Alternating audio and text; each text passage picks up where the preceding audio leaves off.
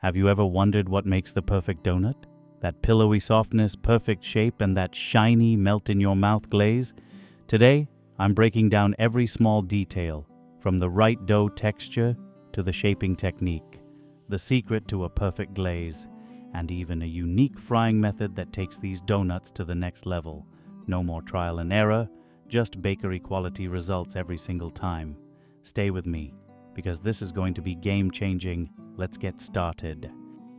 Let's start with the first step, yeast mixture for our dough. In a bowl, pour 100 milliliters of room temperature milk. Not too hot, not too cold, just the perfect balance to blend seamlessly.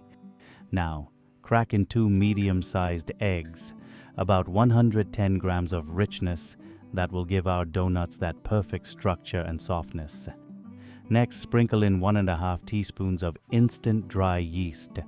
This little ingredient is what makes our doughnuts light, airy, and bakery perfect. If you're using active dry yeast, make sure to activate it first before adding. Now, take a whisk and mix until everything is beautifully combined. This step may seem simple, but trust me, it's the foundation for soft, pillowy doughnuts. Set it aside and let's move on. Now let's build the perfect base for our doughnuts. In a dough kneading bowl, I'm using 300 grams of flour, half bread flour, half all-purpose flour. This combination creates the ultimate texture, strength from bread flour, softness from all-purpose flour. But if you prefer using just one type, that's totally fine. Now for extra richness, sift in 30 grams of milk powder. This little ingredient makes a huge difference, giving our doughnuts a soft, melt-in-your-mouth texture. Then add 1/2 teaspoon, around 3 grams, of salt for balance, and 2 tablespoons of sugar to enhance both flavor and color when frying. Grab a whisk and mix everything together. This ensures even distribution for a perfect dough. Which flour do you prefer for doughnuts? Bread flour or all-purpose? Let me know in the comments. Now let's move on. Secure the kneading bowl in place and slowly pour in the yeast mixture, letting the dough absorb the liquid at its own pace. Start kneading on low speed. This step is key to ensuring every ingredient comes together smoothly. Here's an important tip: always add liquid gradually. This helps you control how much actually needs. Once everything is combined, pause and check the dough. It should feel soft and slightly tacky, but never too wet or too dry. If it's too sticky, add just 1 tablespoon of flour at a time. If it feels too firm, add 1 tablespoon of milk and adjust as needed. Now take a look. This is how the first stage of the dough should look. After about 3 to 4 minutes of kneading, it's time for the magic ingredient, soft butter. Add it gradually, making sure it's at room temperature so it blends seamlessly into the dough. Now keep kneading. This part takes patience and technique. We'll knead for 12 to 15 minutes until the dough transforms into something soft, smooth, and elastic. The goal: a perfect window pane test where the dough stretches without tearing, proving it's fully developed. This step is everything. It's what makes doughnuts incredibly light, fluffy, and bakery perfect. So stay with me because we're just getting started. Now that our dough is kneaded to perfection, it's time to let it rise. Place it in a greased bowl, cover it, and let it rest until doubled in size. This usually takes about 1 hour, but remember, timing depends on the weather. In colder months, it may take longer, so be patient and let the yeast work its magic. Once the dough has risen beautifully, it's time to divide it into equal portions. To get perfectly uniform doughnuts, I always use a kitchen scale. This ensures even frying and a professional look.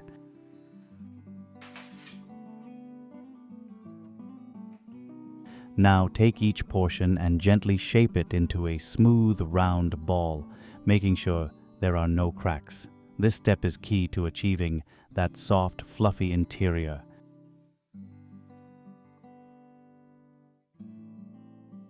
Now dust a little flour over the dough balls, cover them, and let them rest for 15 to 20 minutes. And here's something amazing. During this short resting time, the dough will slightly expand and become much easier to handle. This makes the shaping process effortless, giving you smooth, perfectly round doughnuts.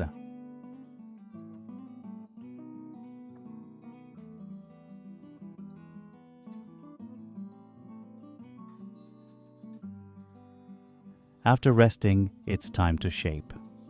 Gently press each dough ball to release excess gas.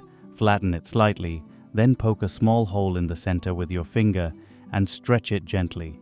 This will give you that classic donut shape. Now place all the shaped dough onto a tray, cover them, and leave them to proof. Here's the golden rule. Proofing time varies. In summer, about 1 hour is enough, but in winter, it may take up to 2 hours. But don't just rely on time, always check the dough. If it overproofs, it will collapse during frying and turn soggy. You want it light, airy, and slightly jiggly when touched. That's the sign it's ready. All right, while our dough is proofing, let's make the silkiest, shiniest chocolate glaze. And trust me, it's easier than you think.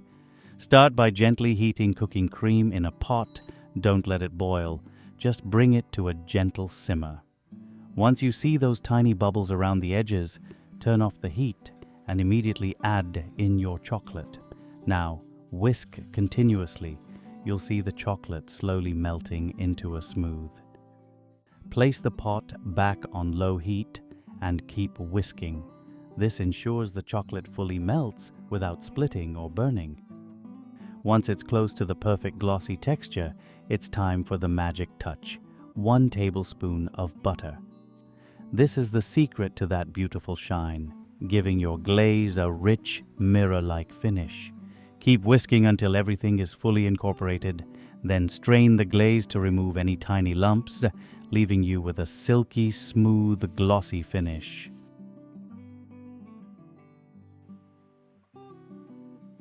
All right, we've made it to the most exciting part.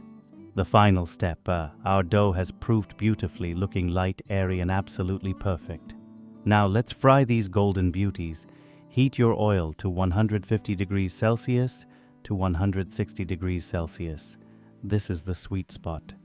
Fry for 2 to 3 minutes, flipping halfway through until they turn perfectly golden brown. If the oil is too cold, the donuts will absorb too much oil and turn greasy. If it's too hot, they'll brown too fast, becoming hard on the outside and raw inside. Don't rush this process. Let them cook slowly and evenly to get that light, fluffy interior and that perfect bakery-style texture.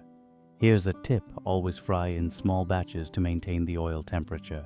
Overcrowding the pan drops the heat, making the donuts soak up oil instead of frying properly. For a rich, glossy chocolate glaze, always use high-quality chocolate. It makes all the difference. The better the chocolate, the shinier and silkier your glaze will be. And here's a pro tip. If you want a thicker glaze, add a little more chocolate. If you prefer it thinner, reduce the chocolate slightly. Small adjustments can give you the perfect texture. But here's one of the most important steps. Always, let your donuts cool completely before glazing.